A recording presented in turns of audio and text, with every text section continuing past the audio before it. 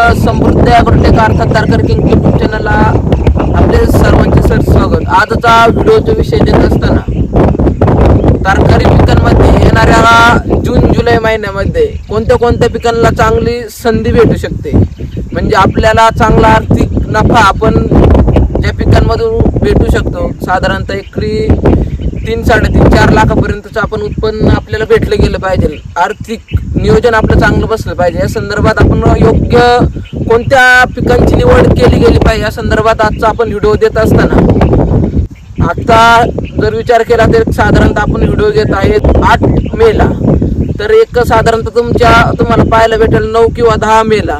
तर या संदर्भात आपण व्हिडिओ देत असताना तर कोणत्या पिकांची लागवड केली गेली पाहिजे जेणेकरून आपल्याला आर्थिक नफा चांगला भेटला गेला पाहिजे, चांगले 2 पैसे आपल्या हातात चांगल्या पद्धतीने शिल्लक राहिले गेले पाहिजे। या संदर्भात आज आपण व्हिडिओ देत आहोत।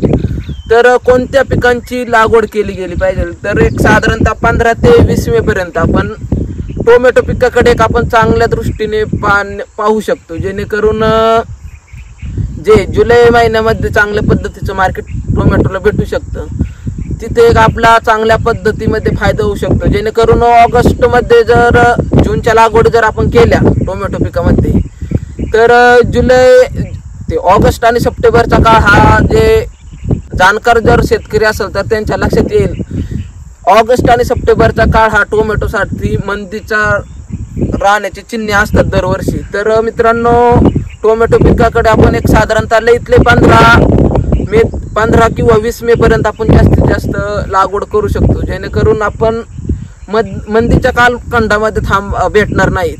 त्याच्यानंतर आपण दुसरे एक पाहिलं तर काकडीचं एक आपण चांगल्या पद्धतीने विचार करू शकतो, जेणेकरून आपल्याला 3-3.5 लाखाचं उत्पन्न सुद्धा काकडी पिकामध्ये भेटू शकतो। अवकाळी पाऊस होतो आणि त्याच्यानंतर आपण मान्सूनचा पाऊस नंतर ओढ देतो, तिथं मध्ये टेम्परेचर मध्ये वाढ होते, तिथं वाढ झाल्यानंतर काकडीला 2 रुपये रेट जास्त भेटतो। तर त्या कालखंडामध्ये सुद्धा आपण काकडी पिकाकडे एका चांगल्या दृष्टीने पाहू शकतो, जेणेकरून आपल्याला चांगला आर्थिक नफा कमी खर्चात जास्त उत्पादन भेटू शकतं। कारण सांगण्याचा उद्देश एवढाच मित्रांनो की ज्यावेळेस अवकाळी पाऊस होतो आणि त्याच्यानंतर मान्सूनचा पाऊस शेवट ओढ देतो, पाण्याचा तुटवडा बऱ्याचशा शेतकऱ्यांना भेडसावतो, अशा वेळेस अशा पिकांचे पैसे होऊन जातात। तर मित्रांनो, वजनी पिकांकडे आपण ह्या वर्षी जरा लक्ष दिलं गेलं पाहिजे। तर त्याच्यानंतर आपण कोबी पीक हे एक आपल्याला फायदेशीर ठरू शकतं, जेणेकरून आपल्याला 10 रुपयापासून तर साधारणतः 15 रुपये किलो जरी रेट भेटला तर आपण चांगल्या पद्धतीने आपण एकरी साधारणतः 3 ते 4 लाखापर्यंत चांगलं आपण उत्पन्न घेऊ शकतो। एकरी आपण साधारणतः पाहिलं तर 30-35 हजार काडी लावून साधारणतः 1 किलोचा गड्डा झाला तरी आपण 30 ते 35 टन उत्पादन कोबी पिकातनं घेऊ शकतो।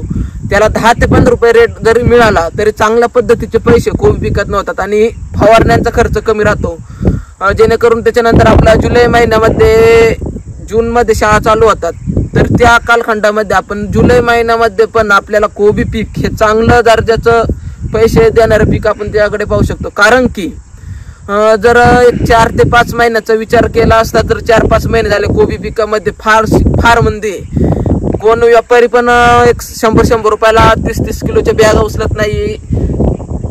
3-4-5 रुपये रेट आहे त्या कोबीला। एक साधारणतः कोबीचे रेट जर पाहिले तर एक साधारणतः 1 जून नंतर बऱ्यापैकी उचलायला सुरुवात होईल। ते रेट आपल्याला बऱ्यापैकी साधारणतः ऑगस्ट सप्टेंबर महिन्यापर्यंत ते रेट टिकू शकतात।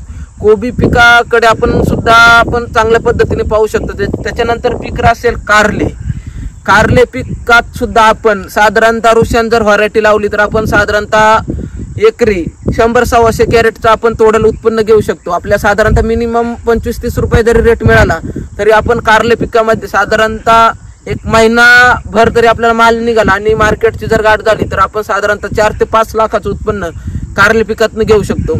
मित्रांनो, जर ते बरेचसे शेतकरी बोलतात की छोकरा आहे अभि, पण मित्रांनो जर पाहिलं तर शेतीचं बाळकडू हे मला लहानपणापासून मिळालेलं आहे।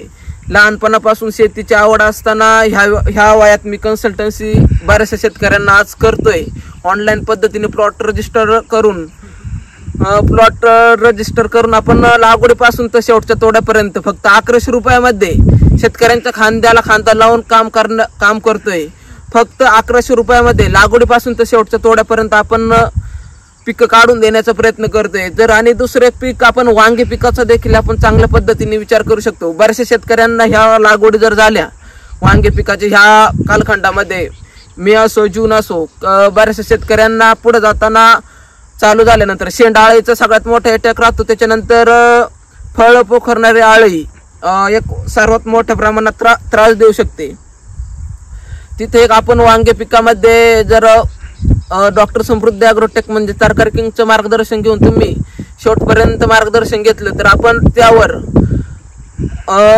खूप कमी प्रमाणात म्हणजे साधारणतः 15 ते 20% किडीवर आपण कीडग्राह्य धरावी लागणार. म्हणजे आपल्याला साधारणतः 70-80% आपण किडीवरती नियंत्रण मिळू शकतो. त्याच्यानंतर मिरची पिकाचं एक देखील आपण आता एक साधारणतः मे एंडिंग पर्यंत विचार केला गेला पाहिजे. जेणेकरून जर आता जर इथून मागचं जर टेम्परेचर पाहिलं 40-42, काही ठिकाणी 44°C टेम्परेचर गेलं होतं, त्या ठिकाणी मिरची पिकामध्ये सगळ्यात मोठा अटॅक झाला कोकडा व्हायरस. त्यामध्ये बऱ्याचशा शेतकऱ्यांची फुलगळती होऊन बऱ्याचशा शेतकऱ्यांचं दुर्लक्ष झालं. तर तिथे देखील सुद्धा उन्हाळ्याचे प्लॉट खाल्लास होऊन आताचे जे नवीन प्लॉट लागवड होतील त्या पिकांना सुद्धा सर्वात मोठ्या प्रमाणात मिरची पिकामध्ये आपण संधी भेटण्याचे चिन्ह दिसत आहे.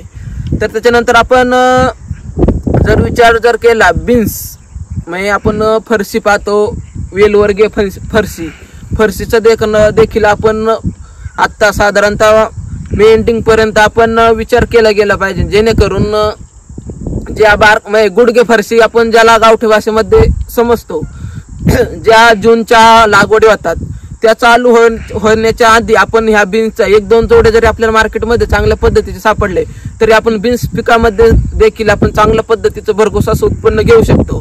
अशा पद्धतीने जर तुम्ही तरकारी पिकामध्ये नियोजन जर केलं, 5-6 पिकांचा जर अनुभव जर केला तर आपण ह्या 2025 मध्ये चांगल्या पद्धतीने 2 रुपये नफा आपण अधिक मिळू शकतो.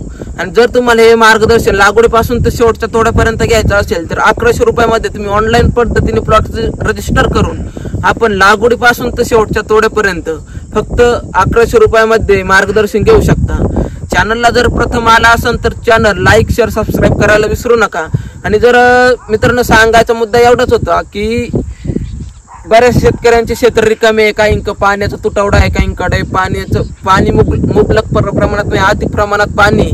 तर त्यांनी ह्या पिकांचा जर विचार केला तर आपण 2 रुपये नफा शेतीतून चांगलं असं बंपर उत्पादन घेण्याची आपल्याला संधी आहे. तर ह्या संधीचा सर्व शेतकरी बांधवांनी लाभ घ्यावा हीच अपेक्षा ठेवून हा व्हिडिओ देत आहोत. नमस्कार.